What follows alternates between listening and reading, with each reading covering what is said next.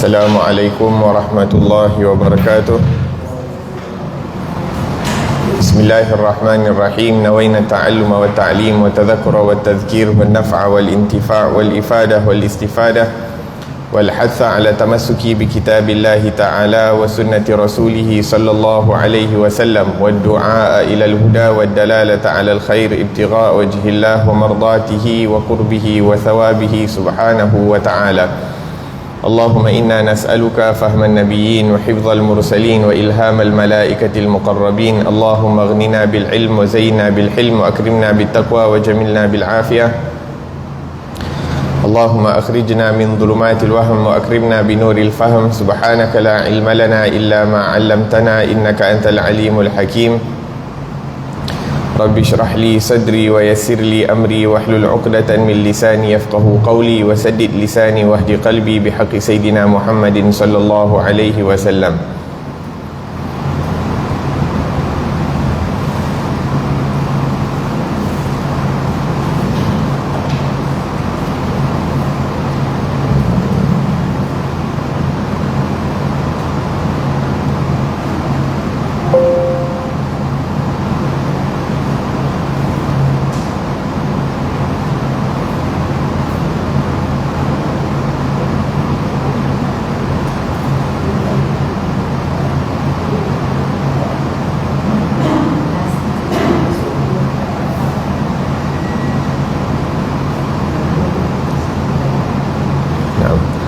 Telah berkata Imam Abdullah bin Alawi Al-Haddad di dalam kitabnya Petunjuk Tarikat ke Jalan Akhirat, muka surat 161,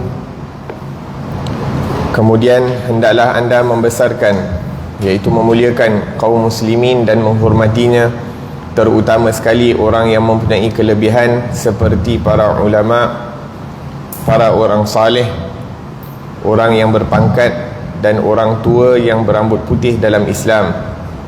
Awas, jangan anda mengancam seseorang muslim atau anda menakut-nakutkannya, mengejek-ngejeknya, mengejinya atau anda memandangnya rendah, kerana semua ini termasuk akhlak yang buruk dan perbuatan yang tercela.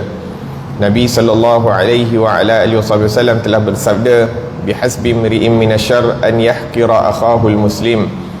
Memadailah seseorang itu dikira jahat apabila dia menghina saudaranya seorang muslim. Sifat tawaduk, sifat yang mulia. Hendaklah anda bersifat tawaduk, iaitu merendah diri, kerana yang demikian itu termasuk akhlak orang-orang mukminin. Awas dirimu dari sifat takabur dan membesarkan diri, kerana Allah Subhanahu wa ta'ala tidak suka kepada orang-orang yang membesarkan dirinya. Siapa yang merendahkan diri, Allah Subhanahu wa ta'ala akan mengangkatnya, dan siapa yang mengangkat diri, Allah Subhanahu wa ta'ala akan merendahkannya. Telah berkata Rasulullah sallallahu alaihi wa ala alihi wasallam, la yadkhulul jannata man kana fi qalbihi mithqalu dzarratin min kibrin. Tiada akan memasuki syurga siapa yang menyimpan di dalam hatinya seberat debu dari sifat takabur. Bersabda Rasulullah sallallahu alaihi wa ala alihi wasallam lagi, al-kibru batarul haq, ya'ni raddahu, wa ghamtun nas, ya'ni ihtiqarahum. Sombong itu menolak kebenaran dan menghinakan orang lain. Siapa yang memandang dirinya besar dan memandang orang lain kecil, maka dia termasuk orang yang takabur. Orang yang takabur iaitu membesarkan diri, dan orang yang tawaduk iaitu merendahkan diri, ada tanda-tandanya yang dapat dibezakan di antara satu dengan yang lain. Di antara tanda orang yang tawaduk, suka menyendiri dan tidak suka dimasyhurkan kepada ramai, suka menerima kebenaran yang datang dari siapa sahaja, tidak kira dia itu orang besar atau orang kecil. Di antaranya juga dia suka kepada orang-orang yang fakir miskin, suka duduk-duduk bersama mereka dan mencampuri mereka. Di antaranya lagi suka memenuhi semua hak-hak teman taulan dan suka membantu mereka dengan sekadar daya upayanya. Kemudian suka berterima kasih kepada sesiapa yang menunaikan haknya serta memaafkan siapa yang mencuaikan hak itu. Di antara tanda-tanda takabur, suka hendak memimpin majlis, duduk di tempat terdepan di majlis dan di tempat keramaian. minta didahulukan dari teman-teman yang lain, selalu membersihkan diri dan minta orang memujinya, serta menuntut dipenuhi semua hak-haknya. Alhamdulillah, wassalatu wassalamu ala Sayyidina Rasulillah wa ala alihi wa ashabihi wa man walah, amma ba'd. Al-Imam Abdullah bin Alawi Al-Haddad mengingatkan kita antara adab-adab seorang yang beriman, seorang yang Islam, seorang yang menjadi umat Nabi Muhammad sallallahu alaihi wa ala alihi wasallam adalah dengan menghormati kaum muslimin secara umum. Man la yarham la yurham. Barang siapa yang tidak merahmati orang lain, maka dia tidak akan dirahmati. Ar-rahimuna yarhamhumur rahman. Orang-orang yang bersifat rahmah akan ditunjukkan rahmat itu kepadanya, ataupun Ar-Rahman, iaitu Allah Subhanahu wa taala akan menunjukkan sifat rahmat kepadanya. Irham man fil ardi yarhamkum man fis sama. Tunjukkanlah sifat belas kasihan kepada mereka-mereka yang berada di atas muka bumi ini, maka penduduk langit akan menunjukkan sifat rahmat belas kasihan kepada kamu.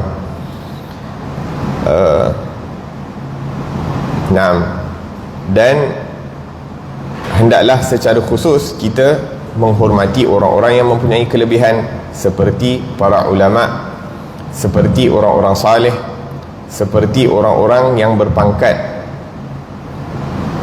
dalam erti kata orang-orang yang dimuliakan di dalam satu tempat.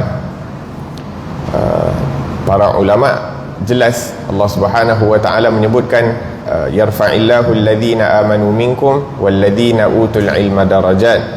Allah sebutkan bahawa Allah mengangkat darjat orang-orang yang beriman, dan Allah Subhanahu wa taala mengangkat mereka-mereka yang diberikan ilmu itu melebihi daripada orang-orang yang lain.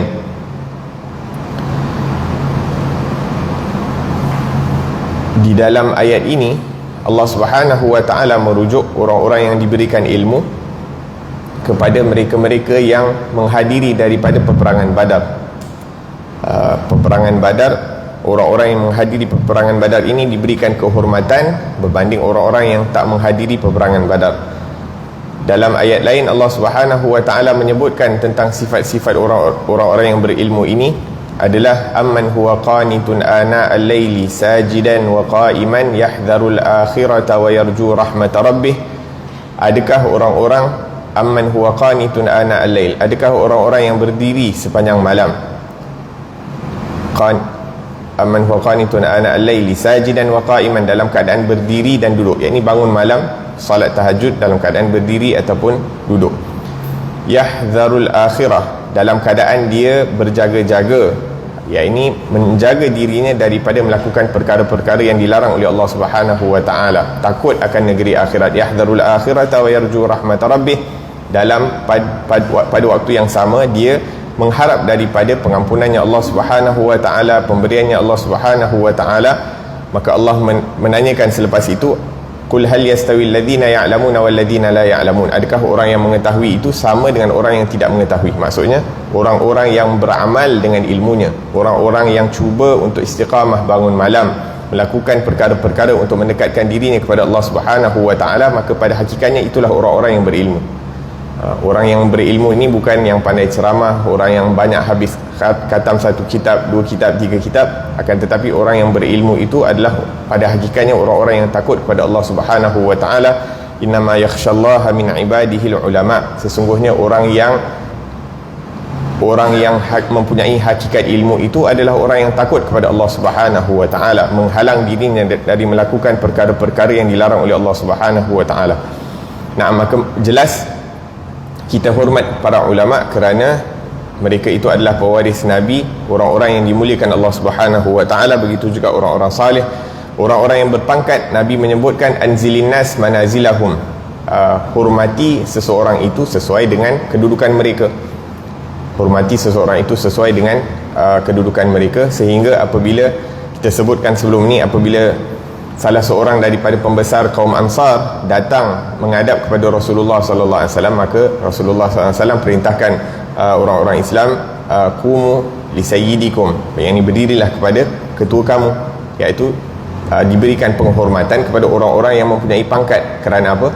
Kerana apabila kita menghormati orang-orang yang ada pangkat ini, diharapkan daripada itu hatinya akan menjadi lembut, dan apabila mereka menerima Islam, mereka suka Islam dan sebagainya, maka mereka-mereka yang mengikuti orang ini, pengikut-pengikutnya akan mengikuti orang Islam.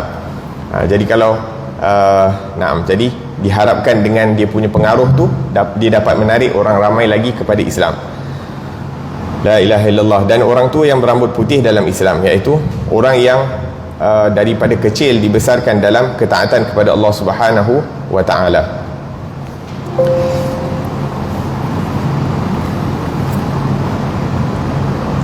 Di dalam hadis disebutkan, inna min ijlalillah ikram dhi syaibatil muslim, antara tanda mengagungkan Allah Subhanahu wa ta'ala adalah menghormati orang Islam yang lebih berumur daripada kita. Kat sini antara yang disebutkan juga, antara adab-adab kepada orang yang lebih tua, iaitu kita cakap dengan sopan, panggil dengan sopan, jawab dengan sopan, lalu di hadapan dengan sopan. Alhamdulillah kita kat Malaysia ni benda-benda adab-adab seperti ini diajarkan, tapi secara umumnya orang-orang Islam juga beradab dengan adab tersebut. Dan antara adab kepada orang alim adalah tidak membanding-bandingkan mereka dengan para ulama lain, tidak membanding-bandingkan mereka dengan para ulama lain, dan menjaga hati mereka. Awas, jangan anda mengecam seorang muslim, atau anda menakut-nakutkannya, mengejek-ngejeknya, mengejinya, atau anda memandangnya rendah, kerana semua ini termasuk akhlak yang buruk. Sekarang ni ada macam-macam orang buat, kadang-kadang sebagai nak buat kelakar, tapi seakan-akan macam prank, kita kenakan orang sampai menyakiti hatinya dan sebagainya. Itu bukan akhlaknya orang-orang yang beriman. Memandang hina kepada orang lain juga satu perkara yang dilarang, ataupun perkara yang kita cuba elakkan. Menggunakan mata kita ini memandang rendah kepada semua makhluk Allah Subhanahu wa ta'ala, apatah lagi orang-orang yang beriman. Allah sebutkan di dalam Al-Quran tentang orang-orang kafir Quraisy sebelum mereka masuk Islam. Mereka menyebutkan, Allah menyebutkan, wa idza marru bihim yataghamazun, bila dia lalu depan orang Islam nanti dia bawa-bawa mata, dia tunjuk itulah orang-orang Islam dan sebagainya. Wa idzan qalabu ila ahlihim qalabu fakihin. Antara hak-hak orang Islam, kita jaga kemuliaan mereka itu, kehormatan mereka, sama ada di hadapan ataupun di belakang. Dalam Al-Quran Allah Subhanahu wa ta'ala menyebutkan, ya ayyuhalladzina amanu la yaskhar qaumun min qaumin asa an yakunu khairan minhum. Wahai orang-orang yang beriman, jangan kamu merendahkan sesuatu golongan, jangan kamu merendahkan sesuatu orang ataupun bangsa dan sebagainya, ditakuti nanti Allah angkatkan kemuliaan yang Allah berikan kepada kamu, kemudian diberikan kepada orang yang kamu rendahkan, sehingga mereka menjadi lebih mulia daripada kamu. Jangan kita rendahkan orang lain, hormati setiap orang. Dan apa-apa kelebihan yang Allah berikan itu adalah pemberian daripada Allah Subhanahu wa ta'ala, dan Allah berkuasa untuk menarik pemberian itu bila-bila masa. Kemudian Imam Abdullah bin Ali al-Haddad membahaskan tentang sifat-sifat yang mulia ataupun sifat tawaduk. Antara sifat yang mulia adalah sifat tawaduk, iaitu merendah diri, dan berlawanan daripada sifat tawaduk ini adalah sifat takabbur. Allah Subhanahu wa ta'ala menyebutkan dalam Al-Quran, sa'asrifu an ayati alladhina yatakabbaruna fil ardi bighairil haqq. Aku akan mengalihkan, aku tidak akan memberikan kefahaman yang sebenar terhadap ayat-ayat Allah Subhanahu wa ta'ala, sama ada Al-Quran, sama ada hikmah-hikmah, daripada orang-orang yang membesarkan diri, membangga diri. Yatakabbaruna fil ardi bighairil haqq, suka berbangga diri tanpa bighairil haqq, yakni tanpa kebenaran, iaitu dengan cara yang salah lah, bersifat takabur dengan cara yang salah. Dalam ayat lain Allah Subhanahu wa ta'ala menyebutkan,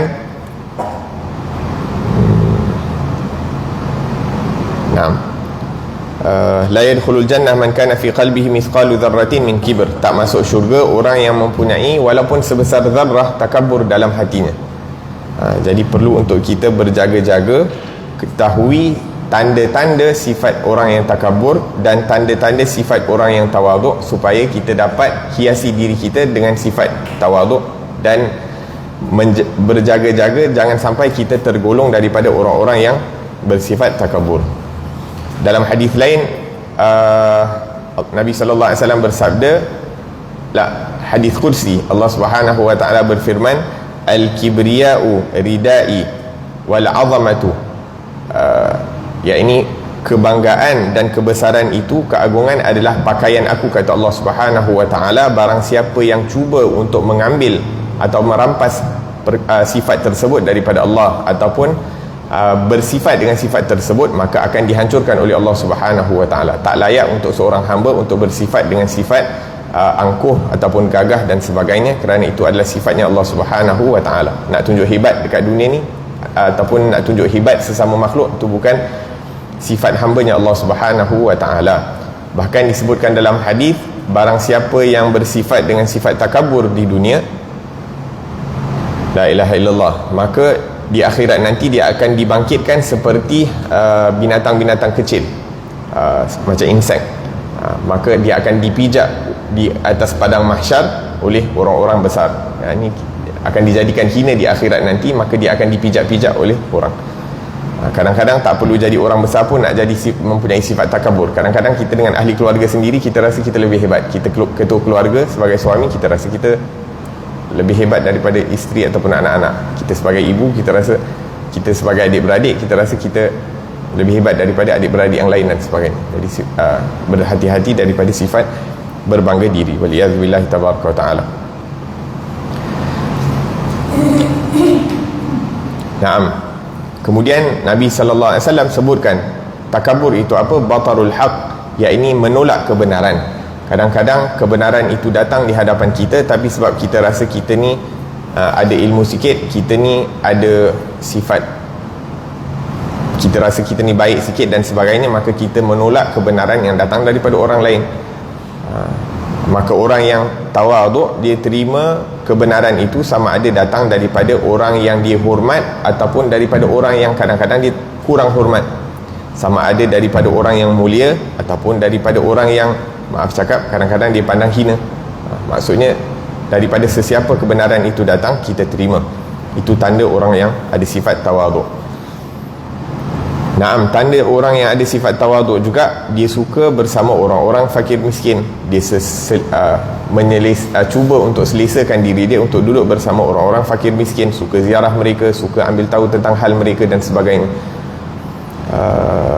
Bahkan dalam maulid disebutkan tentang sifat Rasulullah sallallahu alaihi wasallam, idza da'ahul miskinu ajabah. Dalam maulid lain, ajabahu ijabatan muajjalah. Bila orang yang susah jemput Rasulullah sallallahu alaihi wasallam untuk sesuatu jemputan, maka akan dijawab oleh Rasulullah dengan jemputan yang segera, untuk jaga pada hati orang-orang yang susah secara khusus. Suka duduk dengan mereka dan mencampuri mereka. Bahkan kadang-kadang dilihat dalam guru, salah seorang daripada guru kami, Al-Habib Ali Zainal Abidin Al-Jufri, bila dia datang ziarah Kota Tarim, nanti akan pergi rumah-rumah orang-orang yang susah ni, duduk dengan mereka, pergi ziarah rumah orang tua, pergi satu-satu rumah, minta doa daripada mereka. La ilaha illallah, seronok, menggembirakan hati mereka. Tanya siapa orang-orang salih, kalau orang tu dah berumur, tanya siapa orang-orang salih yang diorang pernah jumpa. Minta ijazah daripada mereka kalau mereka ada ijazah, padahal subhanallah dia dah ada banyak ijazah, dia dah ada jumpa dengan, mendampingi ramai orang-orang salih, orang-orang alim, tapi tunjukkan akhlak, adab. Ini dia duduk dengan orang-orang yang kadang-kadang dalam keadaan sakit dan sebagainya. Rumah kecil sampai orang tu segan Habib datang sampai ke rumah mereka dan sebagainya. La ilaha illallah. Naam, di antaranya lagi suka memenuhi semua hak-hak teman taulan dan suka membantu mereka dengan sekadar daya upaya. Naam, satu sifat yang mulia adalah cuba untuk menunaikan hak orang lain tanpa menuntut hak kita, dan berterima kasih kepada sesiapa yang menunaikan haknya. Kalau kita seorang ayah ataupun ibu, anak tunaikan hak kita, kita bergembira, berterima kasih kepada anak, walaupun sebenarnya tak perlu. Tapi bila orang tunaikan hak kita, kita berterima kasih. Kita seorang guru, anak murid tunaikan hak kita, kita berterima kasih kepada mereka dan sebagainya. La ilaha illallah. Kita seorang jiran kita menunaikan hak kita, kita berterima kasih kepada dia. Walaupun kadang-kadang kita lebih berumur daripada mereka. Dan di antara tanda-tanda sifat takabur, suka hendak memimpin majlis. Tak disuruh, suka dikedepankan. Duduk di tempat terkedepan di hadapan majlis dan di tempat keramaian, suka untuk dikenali, suka untuk dimuliakan, minta didahulukan dari teman-teman yang lain. Bahkan antara sifat orang yang berakal, kata seorang alim, adalah dia mendahulukan ataupun memuliakan teman-temannya melebihi daripada dirinya. Walaupun kadang-kadang dia lebih alim, walaupun kadang-kadang mungkin dia mungkin lebih baik dan sebagainya, tapi dia suka mendahulukan orang lain. Dia tidak rasa diri dia lebih tinggi daripada teman-teman yang lain. Bahkan kalau nak ditinggikan oleh Allah Subhanahu Wa Taala, maka dia dahulukan orang lain daripada dirinya. Dia dahulukan orang lain daripada dirinya. Selalu membersihkan diri dan meminta orang memujinya serta menuntut dipenuhi semua hak-haknya. Waliyadzubillah tabaraka wa ta'ala.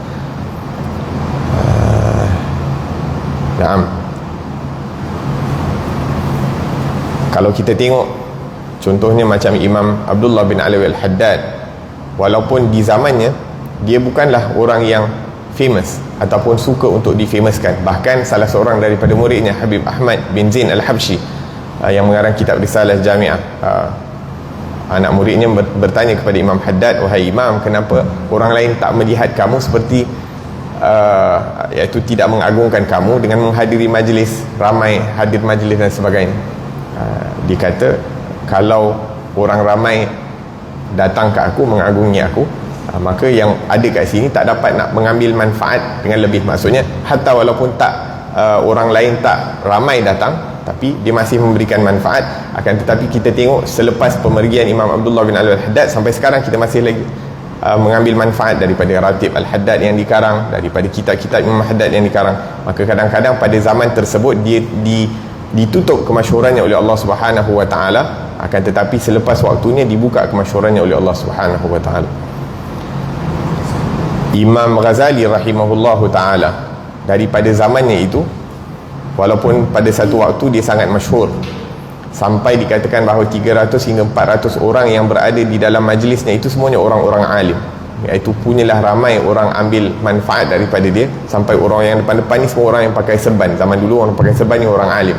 Jadi yang duduk depannya 300-400 orang, sehingga satu waktu dia nak tinggalkan kemasyhuran tersebut sebelum dia tulis Ihya Ulumuddin dan sebagainya. Tapi sampai sekarang subhanallah, berapa ribu orang, ratusan ribu orang yang ambil manfaat daripada Imam Ghazali.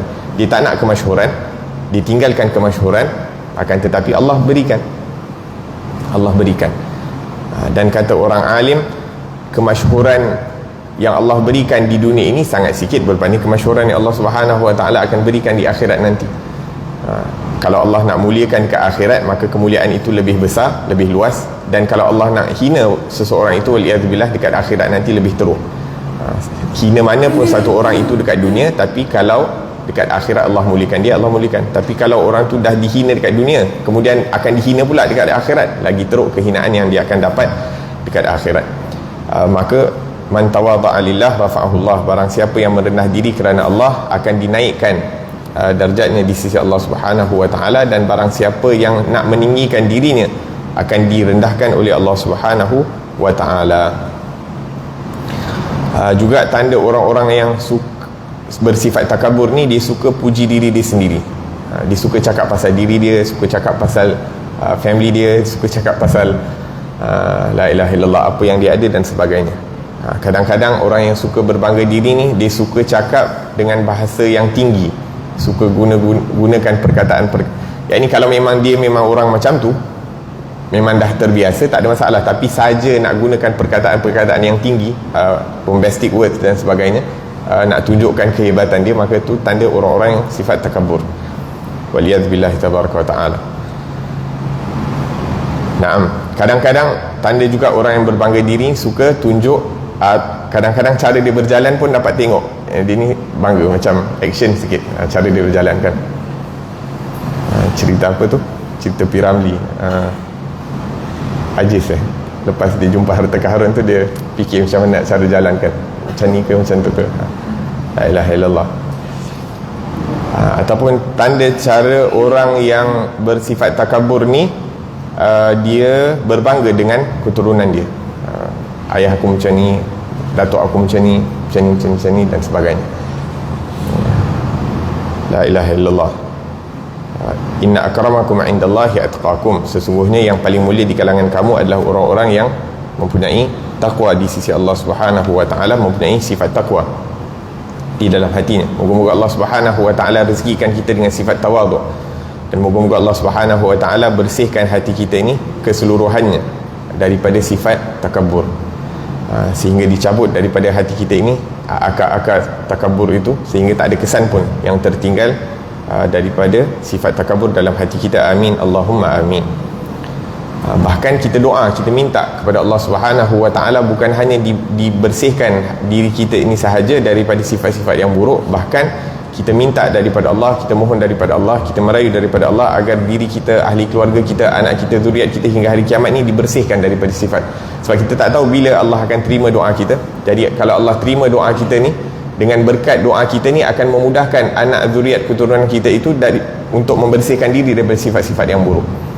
Bahkan salah seorang alim, Syekh Abu Bakar bin Salim, disebutkan bahawa antara yang dia mohon daripada Allah, ataupun apabila dia diberi pilihan untuk memilih sama ada untuk mendapatkan daripada ilmu yang bermanfaat, jadi orang alim yang hebat, ataupun daripada memiliki hati yang bersih, yang terselamat daripada sifat-sifat yang buruk, maka dia pilih untuk diri dia dan zuriat dia dari mempunyai hati yang bersih, terselamat daripada sifat-sifat yang buruk.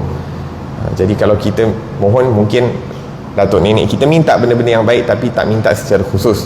Kita minta sifat-sifat yang mulia ni, kita minta direzekikan kepada kita, kerana sifat-sifat yang mulia ni merupakan rezeki batin yang Allah Subhanahu wa taala kurniakan. Kadang-kadang seseorang itu dilahirkan banyak rezeki yang zahir, harta dunia masya-Allah banyak, tapi tak direzekikan dengan rezeki yang batin, tak ada sifat tawaduk, tak ada sifat berbaik sangka kepada orang lain, tak ada sifat rahmah dan sebagainya. Tapi ada orang lain pula direzekikan dengan rezeki yang batin yang banyak sewaktu dilahirkan, maka mudah untuk dia bersifat tawaduk, mudah untuk dia bersifat dermawan dan sebagainya.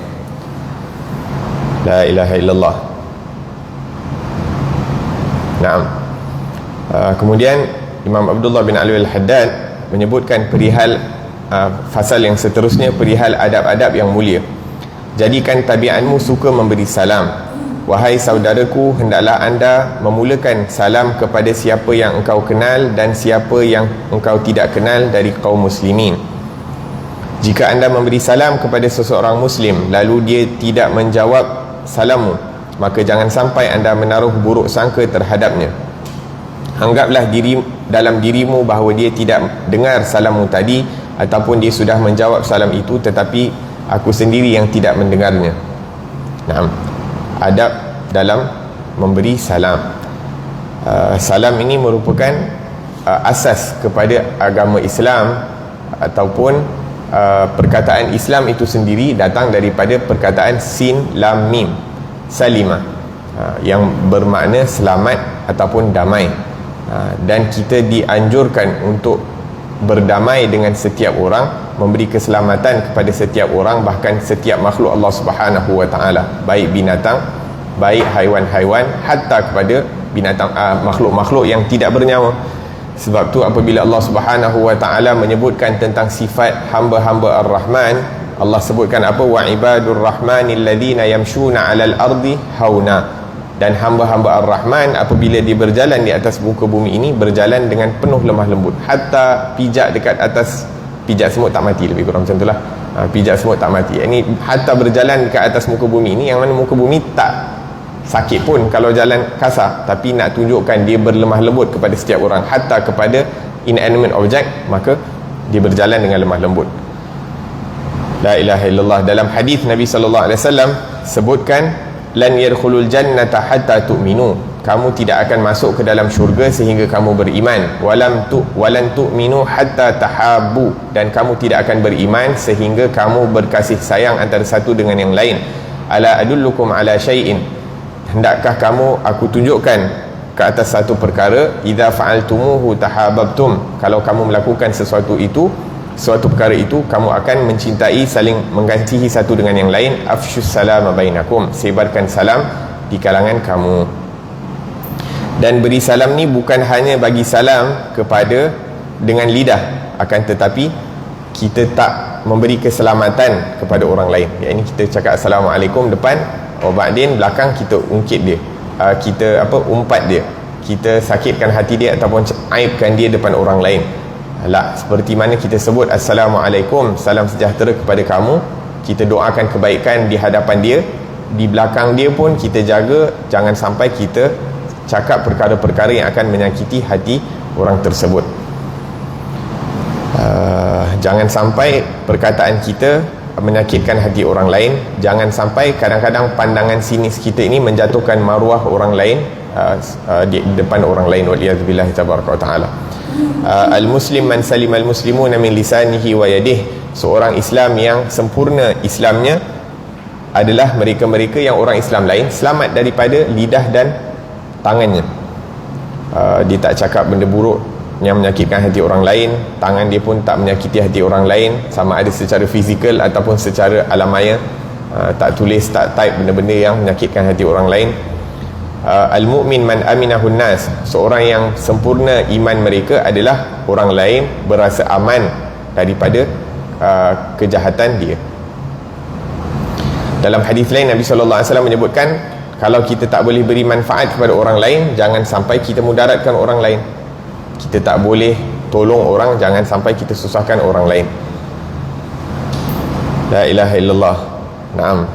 Sekarang ni zaman sekarang mudah untuk menyakiti hati orang lain melalui alam maya, kadang-kadang dengan komen, kadang-kadang dengan isu, kadang-kadang kita bangkitkan satu isu dekat internet, dekat Facebook dan sebagainya, menyakitkan hati orang lain, ataupun kita condemn ataupun kita rad, kita argue dengan orang lain dekat internet dan sebagainya. Bukan hanya kita dengan orang yang kita argue tu je problem, sakit hati, kadang-kadang orang yang baca pun sakit hati. Jadi bukan hanya dengan orang yang kita tak puas hati je kita create problem, tapi dengan orang yang lain yang baca pun dia sakit hati juga. Jadi kalau boleh kita jaga, jangan sampai kita datangkan fitnah dekat alam maya ataupun kita menyebabkan kerusuhan, problem sehingga orang lain, kerana bila kita lakukan perkara tersebut kita akan tergolong daripada orang yang tidak sempurna Islam dan imannya. Waliyadzubillah tabaraka wa ta'ala.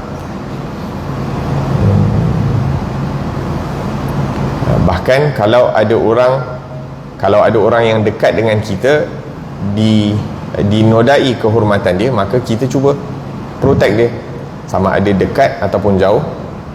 Kalau kita boleh protect orang tu dekat, bila dekat dengan kita, kita protect dia. Kalau dia jauh, kita doakan untuk dia. Kalau dekat alam maya ke apa, kita kalau boleh tolong dia, kita tolong dia. Nah, antara tanda-tanda akhir zaman juga yang disebutkan di sini adalah kita hanya beri salam kepada orang yang kita kenal. Dekat sini hendaklah anda memulakan salam kepada siapa yang engkau kenal dan siapa yang engkau tidak kenal dari kaum muslimin. Tapi zaman sekarang ni susah, hatta dengan orang yang kita kenal pun susah kita nak bagi salam. Hatta dalam masjid pun kadang-kadang kita rasa kekok nak bagi salam. Hatta dalam majlis pun kita rasa kekok nak beri salam kepada orang. Hatta kepada sebenarnya kita dituntut untuk bagi salam kepada orang yang kita kenal dengan orang yang tidak kita kenal. Marhaba.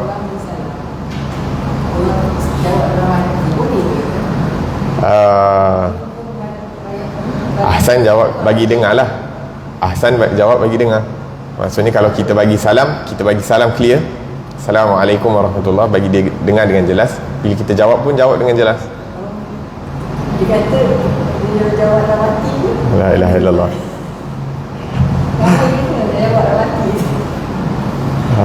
Ahsan jawab kasi jelas lah. Ahsan seperti mana kita bagi salam.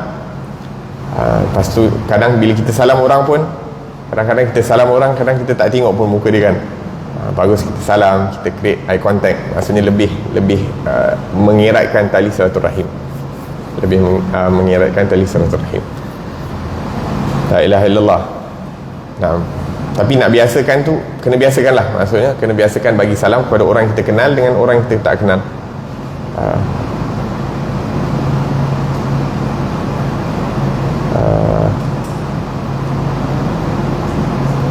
Cuma kadang-kadang kita tak sure kan, orang ni orang Islam ke tak orang Islam. Kita benar sebut salah, nak bagi salam atau tak. Ala kulli hal. Bahkan dalam riwayat menyebutkan bahawa antara asbab untuk menyambungkan tali silaturahim sesama orang Islam adalah dengan mengucapkan salam. Nah, tapi bila kita bagi salam orang tak jawab, jangan kita buruk sangka, kata Imam Haddad. Mungkin ataupun kita kena biasakan diri kita ni dengan berbaik sangka. Mungkin dia tak dengar, mungkin dia dah jawab tapi kita tak dengar, ataupun mungkin fikiran dia tengah sibuk fokus benda lain. Jadi bila kita bagi salam, walaupun dia dekat depan kita, dia tak perasan, jadi dia tak jawab. Jadi janganlah kita nak buruk sangka dengan dia kan. Dia bagi salam, kita bagi salam, dia tak jawab, khalas, ma'alaish. Kita jawab balik salam, Assalamualaikum, dia tak jawab, kita cakap Waalaikumsalam warahmatullah. Bahkan seorang tabi'in mengatakan bahawa kalau kita nampak kesalahan pada saudara kita, kita cuba carikan hatta sampai 70 alasan untuk tidak berburuk sangka dengan dia. Sampai 70 alasan. Bahkan dalam riwayat lain, kalau hamba kita buat salah ataupun orang bawahan kita buat salah kepada kita, kita cari 70 alasan untuk nak memaafkan dia. Kalau itu kepada hamba, apatah lagi kepada ahli keluarga. Tapi dengan ahli keluarga yang paling susah. La ilaha illallah. Walhasil nak didik hati ni bukan satu perkara yang mudah. Nak didik nafsu kita ni bukan satu perkara yang mudah.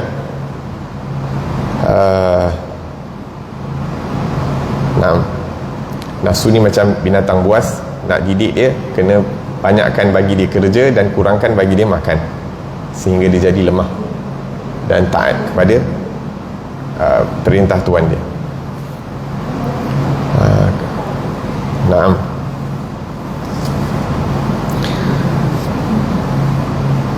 Dan kalau tak biasakan diri dengan berbaik sangka, kita hatta bagi salam pun kita dah mudah untuk buruk sangka dengan orang lain. Memang senang terasa lah. Dengan benda-benda yang simple pun boleh terasa. Tak wish birthday, tak wish hari raya, tak wish tu, tak wish ni pun senang nak terasa, apatah lagi dengan benda-benda yang lebih besar. Jadi kita bagi create excuse untuk orang lain bila dia terlupa untuk nak tunaikan hak kita ataupun buat benda yang kadang-kadang kita suka. Apatah lagi kadang-kadang benda tak penting pun, tak syar'i pun, tapi kadang-kadang orang senang terasa atas sesuatu perkara kan. Naam. Kemudian Imam Haddad menyebutkan, bila anda kembali dan masuk ke dalam rumah, maksudnya bila kita balik rumah, hendaklah anda memberi salam kepada ahli keluarga, kepada ahli rumah tanggamu. Dan bila anda masuk ke masjid atau ke rumah sendiri sedang tempat itu kosong, tiada orang, maka ucapkanlah begini, Assalamualaikum wa ala ibadillahis salihin. Aku memberi salam ke atas kami dan ke atas semua hamba-hamba Allah yang salih. Naam. Adab masuk ke dalam rumah ataupun kat mana-mana tempat, kita bagi salam. Hatta rumah tu kosong, kita bagi salam, sebab kita mendoakan kepada diri kita. Dan Assalamualaikum warahmatullahi wabarakatuh, rahmatnya Allah dan keberkatan daripada Allah Subhanahu wa taala. Naam. Mungkin dalam rumah tu ada jin-jin Islam, mungkin kat dalam rumah tu ada malaikat, maka kita bagi salam kepada mereka. Naam. Kalau kita masuk masjid pun boleh bagi salam. Kita bagi salam, mungkin ada makhluk-makhluk yang beriktikaf dalam masjid, dalam rumah Allah Subhanahu wa taala, maka kita bagi salam. Kita masuk rumah, baca ayat kursi, asbab untuk mendatangkan kedamaian sesama ahli keluarga, kasih sayang sesama ahli keluarga. Masuk rumah baca qul huwallah 3 kali, asbab untuk dimurahkan rezeki. Bahkan bukan hanya untuk rumah kita, bahkan rumah jiran-jiran juga. Naam. Kemudian Imam Haddad mengatakan, jika anda menemui seorang Muslim, cubalah anda yang memulakan salam itu sebelum dia memberikan salam kepadamu. Ada suatu berita yang warid daripada Rasulullah sallallahu alaihi wasallam ketika beliau ditanya, jika seorang Muslim menemui Muslim yang lain, yang mana satu patut memulakan memberi salam? Jawab beliau, yang terutama di sisi Allah Subhanahu wa taala yang memulakan memberi salam itu. Tersebut di dalam sebuah hadis yang lain, yusallimur rakib 'alal mashi wal qa'imu 'alal qa'id was saghir 'alal kabir wal qalilu 'alal kathir. Orang yang berkenderaan memberi salam kepada orang yang berjalan kaki, orang yang berdiri memberi salam kepada orang yang duduk, orang yang muda memberi salam kepada yang tua, orang yang sedikit memberi salam kepada orang yang banyak ataupun ramai. Naam. Naam, ni adab dalam memberi salam. Adab beri salam orang yang berkenderaan ataupun berkenderaan memberi salam kepada orang yang tidak berkenderaan. Naik kuda, naik unta, naik motor, naik basikal, bagi salam kepada orang yang berjalan. Naam. Wal qa'im 'alal qa'id, yang berdiri bagi salam kepada orang yang duduk. Yang kecil bagi salam kepada orang yang besar. Anak bagi salam kepada ibu dan ayah. Anak murid bagi salam kepada guru. Yang sedikit, grup yang kecil beri salam kepada grup yang lebih besar. Itu adab dia. Akan tetapi Rasulullah sallallahu alaihi wasallam, orang yang paling sempurna adab dia, orang yang diajarkan adab direct daripada Allah Subhanahu wa taala. Kata sahabat, tak ada siapa daripada sahabat Nabi yang pernah mendahului Rasulullah dalam memberi salam. Sebab apa? Sebab Nabi menyebutkan di sini, yang terutama di sisi Allah, yang paling mulia di sisi Allah adalah orang yang lebih awal memberikan salam. Jadi Nabi SAW, walaupun Nabi berdiri, Nabi duduk, Nabi ada kenderaan ataupun tidak, Nabi yang akan memulakan dalam memberi salam. Sallallahu alaihi wa ala alihi wa sahbihi wa sallam. Kalau dua-dua berkenderaan,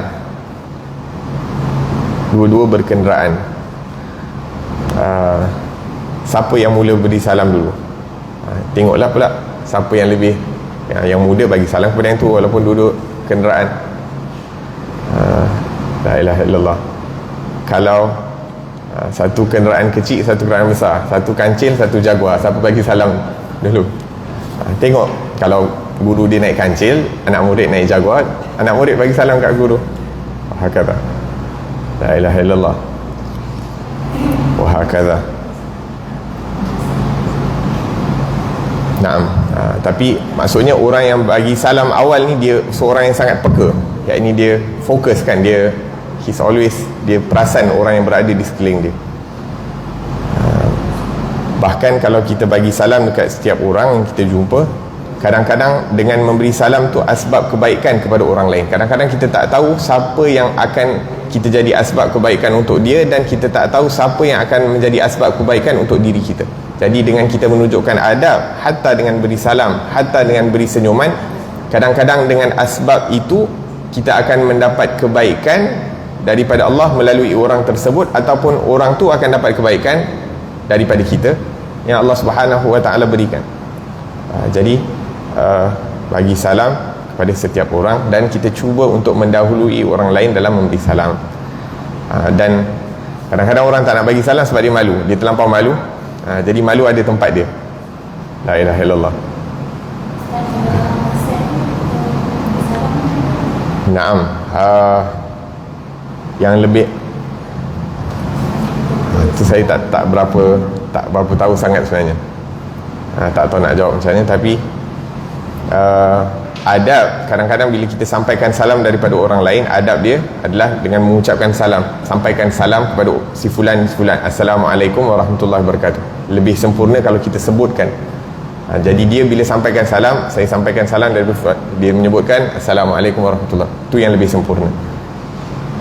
Macam kadang-kadang baca Fatihah dekat WhatsApp dan sebagainya kan, kadang dia tulis je Fatihah tapi tak baca pun Fatihah. Lebih bagus kalau kita sebutkan, lebih bagus kalau kita baca. Nah, detail masalah tu tak tahu, kena tanya yang lebih alim. Saya pun tak berapa pasti.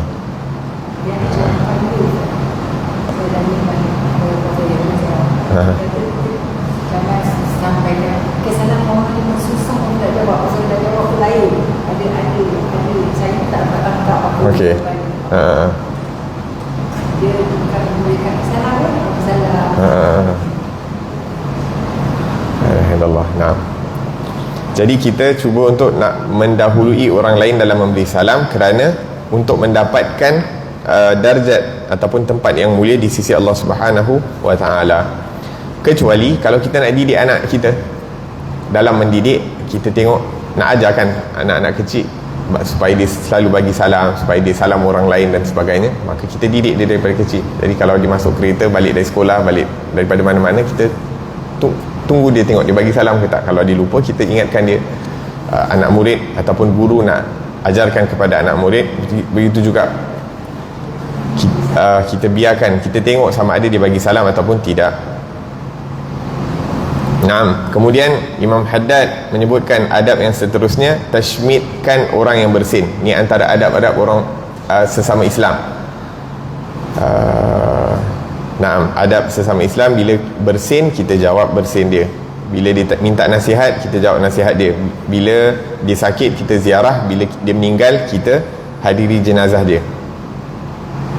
Dia minta doa, kita doakan dia. Nah, jadi salah satu daripada adab sesama Islam adalah kita hendaklah anda mentashmidkan, iaitu mendoakan orang yang bersin bila dia mengucapkan Alhamdulillah. Jika dia tidak mengucapkannya, hendaklah anda mengingatkannya supaya dia mengucapkannya.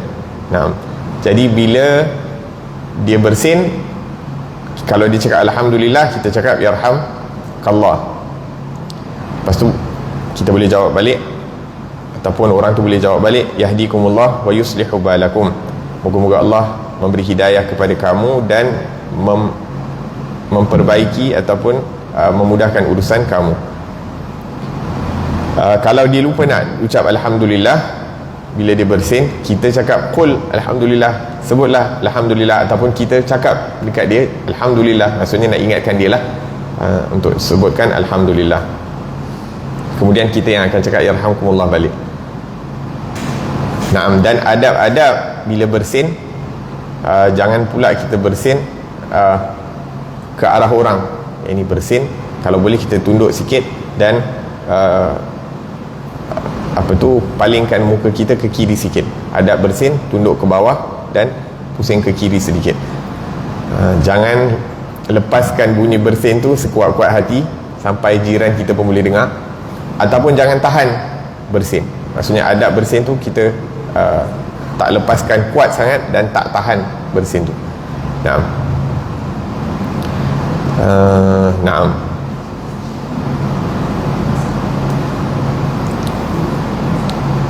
Jangan membiasakan diri memasuki rumah selain rumah kamu sendiri, melainkan sesudah anda meminta izin terlebih dahulu. Jika anda sudah meminta izin sampai 3 kali namun tiada keizinan yang diberikan, maka jangan sampai anda ulangi lagi. Naam. Dalam Al-Quran Allah Subhanahu wa taala menyebutkan ya ayyuhallazina amanu, surah An-Nur,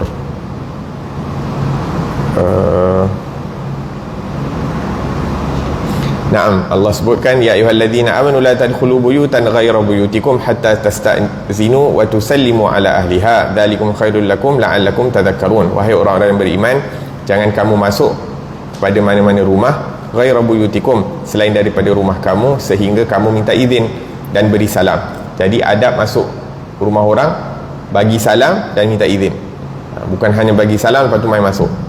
Bagi salam, dah diberi, lepas tu minta izin, boleh masuk ataupun tak.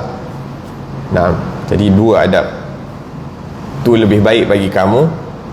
Nah, fa illam tajidu fiha ahadan, kalau tak ada orang dalam, fala tadkhuluha hatta yu'dhana lakum, jangan kamu masuk. Kalau kamu tak dapati ada orang, maka jangan kamu masuk sehingga diberi keizinan. Tapi kalau tak ada orang, macam nak dapat keizinan kan? So tak boleh masuklah. Wa idza qila lakum irji'u wa in qila lakum irji'u, kalau dikatakan kepada kamu untuk balik, pulang, maksudnya tak boleh masuk, dia tak beri keizinan untuk balik, farji'u, maka baliklah kamu. Huwa azka lakum, kerana itu lebih mendatangkan kebaikan untuk kamu. Apa kebaikan? Maksudnya kamu dapat pahala dengan kamu balik, kembali ke rumah. Walaupun kadang-kadang kita terasa kau dekat rumah aku tak bagi aku masuk, la ilaha illallah. Kadang-kadang kita datang, dia nampak kereta parking, terus dia tutup pintu, tutup langsir kan. Lepas tu bagi salam, dia buat tak tahu, buat dirt je. Nah, kembali wa azka lakum, kata Allah Subhanahu wa taala, itu lebih baik daripada kamu. Maksudnya Allah berikan pahala kepada kita dengan kita balik, sebab perintah daripada Allah, wa in qila lakum irji'u farji'u, kalau disuruh untuk balik maka hendaklah kita balik. Naam. Kemudian dalam ayat, beberapa ayat seterusnya disebutkan antara rumah-rumah yang boleh kita masuk tanpa izin lah. Antaranya rumah ibu dan ayah, rumah saudara mara dan sebagainya. Maksudnya qarabah lah yang muhrim. Yang muhrim tak apa, maksudnya tidak dikhawatiri kadang-kadang ternampak aurat dan sebagainya. Tapi rumah-rumah naam, kadang-kadang sekarang ni yang ini penting untuk kita jaga aurat kan. Kadang bila kita balik rumah mertua dan sebagainya, ada ipar, biras dan sebagainya, kita perlu jaga aurat dan sebagainya. Jadi sebelum masuk, make sure bagi salam, minta izin, walaupun pintu terbuka ataupun walaupun kita ada kunci, kita ada akses kan. Sekarang ni semua anak-anak semua ada kunci masing-masing, tapi kadang-kadang kita tak tahu siapa, adik ipar kita ke, kakak ipar kita ke, ada kat dalam rumah, mungkin dalam keadaan tak tutup aurat, perlu untuk kita minta izin. Naam. Jangan membiasakan diri memasuki rumah selain rumahmu sendiri, melainkan sesudah anda minta izin terlebih dahulu. Jika anda sudah minta izin sampai 3 kali namun tiada keizinan yang diberikan, maka jangan sampai anda ulangi lagi. Maksudnya 3 kali max. Adab dia bagi salam 3 kali, tak ada orang jawab, maksudnya dia tak nak buka, hatta kalau kita tahu ada orang kat dalam rumah. Maksudnya bila 3 kali senyap, maksudnya dia tak nak kita masuk lah, tak payah nak. Lepas tu jenguk pula kat tingkap, sini ada orang kan, lepas tu pergi pintu belakang, panjat, dia tak nak kita masuk, khalas balik rumah. Nah,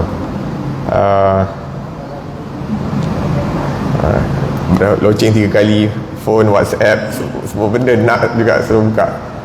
La ilaha illallah.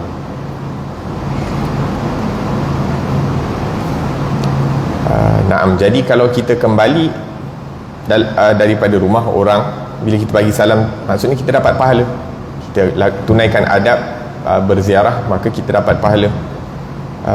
Walaupun kadang-kadang cara dia tak bagi kita masuk tu dalam keadaan yang kasar, maksudnya nak hati-hati kan. Kadang-kadang orang ziarah dan sebagainya, yang saya boleh terlintas dalam fikiran ni, orang-orang subhanallah, orang-orang jemaah tabligh ni, kadang-kadang dia pergikan rumah ziarah, satu rumah, kadang kena halau, kadang orang tutup pintu, dia slam the door dan sebagainya. Dia orang balik, dia dapat pahala. La ilaha illallah. Tapi adab, janganlah kita halau orang kan. Orang datang, kita nak buka, kita buka, tak nak buka, mafi muskilah. Tapi jangan halau orang dengan cara yang kasar.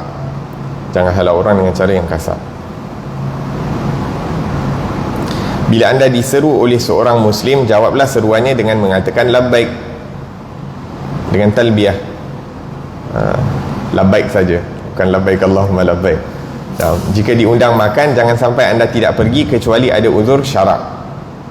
Naam, subhanallah. Walimah ni, maksudnya walimah ni undangan makan, sama ada walimatul urus ke, walimah untuk akikah anak atau cucu ke, ataupun apa-apa dibuat, dia jemput makan, selagi mana tak ada uzur syarak untuk nak menolak, patutnya tak boleh tolak. Bahkan setengah mazhab mengatakan ini wajib. Contohnya macam akikah, bila orang jemput, ada mazhab yang mengatakan wajib untuk kita tunaikan. Selagi mana kita boleh pergi, kita pergi, untuk nak jaga hati orang tersebut. Dan adab yang diajarkan oleh Rasulullah sallallahu alaihi wa ala alihi wasallam. Naam, afwan, tadi tentang masuk rumah orang. Satu hari Nabi sallallahu alaihi wasallam, ada orang datang rumah Nabi, pintu rumah Nabi terbuka, dia pun terus masuk. Jadi Nabi pun panggil sini. Sebelum masuk, tunggu dulu, minta izin. Dia ajarkan oleh Rasulullah sallallahu alaihi wasallam adab kepada orang tersebut, jangan terus masuk. Kadang-kadang orang buka pintu rumah tu nak bagi angin je masuk, bukan nak bagi orang masuk kan. Jadi jangan terus masuk. La ilaha illallah. Unless kalau memang kita dapat jemputan walimah, dia buat makan, dia buat tahlil, dia buat kenduri, dia buat maulid ke apa ke, ma'alish, memang dah terbuka kan, tak perlu minta izin. Tapi kalau lagi satu, bila orang tanya, tuan rumah tanya siapa tu, janganlah cakap saya. Mungkin kadang-kadang dia baru bangun tidur dia pun tak dapat nak recognize suara siapa kan. Jadi kalau adab dia, bila orang tanya siapa, jawab Said Naqib bin Muhammad, lebih kurang macam tu, ataupun Fulan bin Fulan, macam tu. La ilaha illallah. Dan bila orang panggil secara macam kat sini kan, yang paling baik sekali labbaik. Bila orang panggil, ibu kepanggil, ayah kepanggil, siapa-siapa panggil kita, kita jawab labbaik.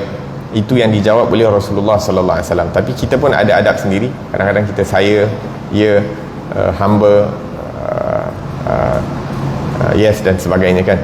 Maka apa-apa jawapan ada yang beradab, ada yang biasa. Yang lebih adab lebih baik. Jadi kalau kita panggil orang dengan panggilan yang sopan, kita jawab panggilan orang pun kita cuba jawab dengan sesopan yang mungkin.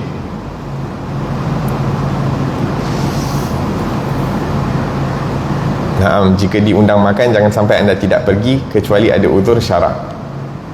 Orang tu kalau pergi makan kat rumah dia jamu ikan bilis, dia tak naklah pergi. Kita jangan tengok apa yang dia serve, tapi kita tengok jemputan tu sebagai menjaga tali silaturahim. Kita tengok kepada jemputan itu sebagai asbab untuk kita nak kuatkan lagi tali silaturahim dan persaudaraan. Bahkan dengan ziarah menziarahi satu dengan yang lain, kata Imam Haddad, dia macam air kepada tumbuh-tumbuhan. Lagi banyak kita ziarah, lagi segar tali persaudaraan antara satu dengan yang lain. La ilaha illallah. Sekarang ni dengan ahli keluarga pun kadang-kadang kita kena buat appointment kan, kena buat appointment. Nak datang susah, nak jumpa susah. Bagus kalau kita jadikan rumah kita ni mudah untuk accessible untuk ahli keluarga. Diorang nak datang ziarah, diorang rasa senang nak ziarah rumah kita. Jadi kita pun senang dapat tetamu. Kadang-kadang kita buat rumah kita tak berapa accessible, jadi diorang nak datang pun rasa kekok, rasa orang-orang salih suka bila ada tetamu datang rumah. Walhasil,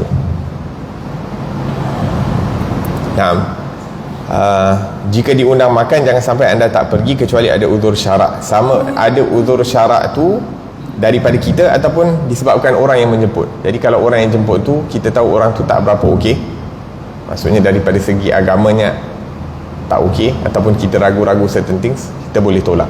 Ataupun pada jemputan tersebut ada perkara-perkara yang melanggar daripada syariah. Sebagai contoh, tak tahulah dia buat parti ke kan, ataupun dalam majlis tu ada perkara-perkara yang melanggari daripada syarak dan sebagainya, seperti ikhtilaf ataupun tak tutup aurat dan sebagainya. Maka dalam majlis-majlis seperti itu kita boleh tak hadir, maksudnya ada uzur syarak untuk kita tidak hadir daripada majlis seperti itu. Allahu Ta'ala a'lam.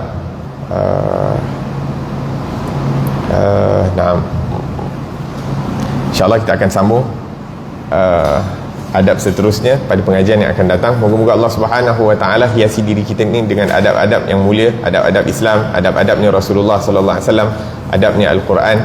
Dan moga-moga Allah Subhanahu wa Ta'ala bersihkan diri kita ini daripada segala perkara-perkara yang menjadi asbab kita terlindung daripada Allah Subhanahu wa Ta'ala, terhijab daripada pandangan rahmatnya Allah dan terhijab daripada Rasulullah sallallahu alaihi wasallam. Rabbana anfa'na bima 'allamtana, rabbi 'allimna alladhi yanfa'una, rabbi faqihna wa faqih ahlana wa qarabatin lana fi dinina ma ahli al-qutri untha wa dhakar, rabbi wafiqna wa wafiqhum lima tartadi qawlan wa fi'lan karama warzuqil kulla halalan daima wa akhilla atqiya ulama nuhdha bil khairi wa nukfa kulla syarr. ربنا واصلح لنا كل شؤون وأقر بالرضا منك العيون واقض عنا ربنا كل الديون قبل أن تأتينا رسل المنون واغفر واستر أنت أكرم من ستر وصلاة الله تغشى المصطفى من إلى الحق دعنا والوفاء بكتاب فيه للناس شفاء وعلى الآل الكرام شرفاء وعلى الصحب المصابيح الغرار اللهم اهدنا بهداك وجعلنا ممن يسارع في رضاك ولا تولنا وليا سواك ولا تجعلنا ممن خالف أمرك وعصاك وحسبنا الله ونعم الوكيل ولا حول ولا قوة إلا بالله العلي العظيم وصلى الله على سيدنا محمد وعلى آله وصحبه وسلم والحمد لله رب العالمين والعفو منكم والسلام عليكم ورحمة الله وبركاته.